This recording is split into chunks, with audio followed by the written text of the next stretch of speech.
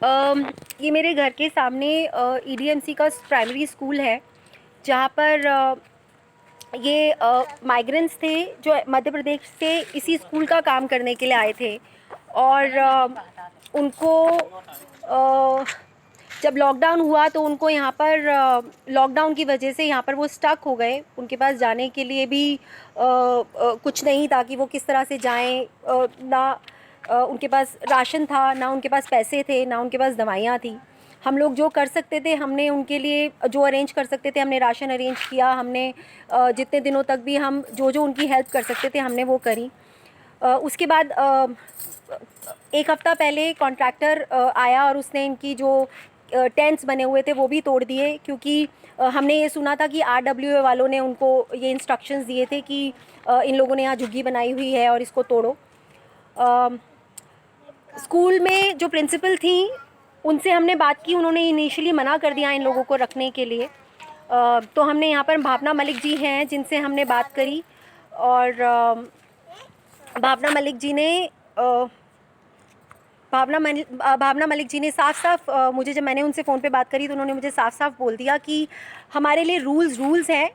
हम प्रिंसिपल से बात नहीं करेंगे कि वो किसी भी फैमिली को स्कूल के अंदर रखें, और अगर तुम्हें ज़्यादा दर्द हो रहा है तो तुम अपने घर में इन लोगों को रख लो। हम इसमें कुछ नहीं कर सकते और ना ही हम कुछ भी करेंगे।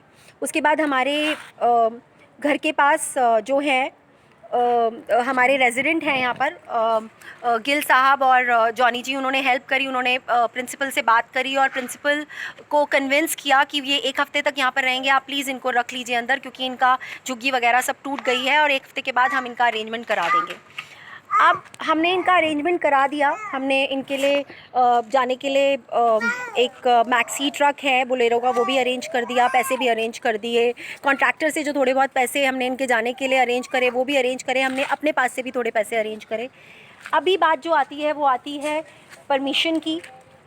पिछले एक हफ़्ते से मैं मनीष सिसोदिया जी के असिस्टेंट हैं, या उनके ऑफिस में काम करते हैं निखिल दीक्षित जी, जो बहुत अच्छे से मेरी हेल्प कर रहे थे। जो लगातार जब भी मैं उनको फ़ोन करती थी या मैसेज करती थी, वो मुझे आगे मनीष जी को वो बात पहुंचाते थे। वो उनको कहते थे कि किस तरह से भेजा जा सकता है। तो मुझे उन्होंने कहा कि आप ई फॉर्म भरिए। मैंने 2 और 3 बार ई फॉर्म भरे, जो कि दोनों तीनों बार रिजेक्ट हो गए, वो नहीं हुआ।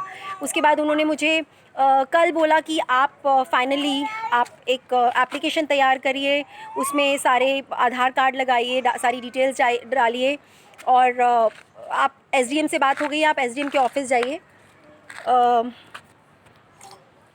तो हम एसडीएम के आज ऑफिस गए और वहाँ पर एसडीएम की जब ऑफिस हम पहुँचे तो उन्होंने साफ मना कर दिया। उन्होंने वहाँ पर जाके ये बोला कि ये हमारा काम नहीं है, आप मध्य प्रदेश सरकार से बात करिए। कभी एसडीएम साहब अपने ऑफिस से धक्के दे के बाहर निकालने की बातें कर रहे थे, कभी वो ये कह रहे थे कि ये आपका काम नहीं है, आप यहाँ पर क्यों आए हो, आप लेबर को ले जाइए, आप सारे के सारे लेबर को उठा के स्क्रीनिंग कराने के लिए लेके जाइए। बहुत सी बातें हुई वहाँ पर, किसी ने कोई मदद नहीं करी। इवन सिसोदिया जी की तरफ से भी जो जितना वो दिखा रहे थे वो हेल्प नहीं मिली हमें।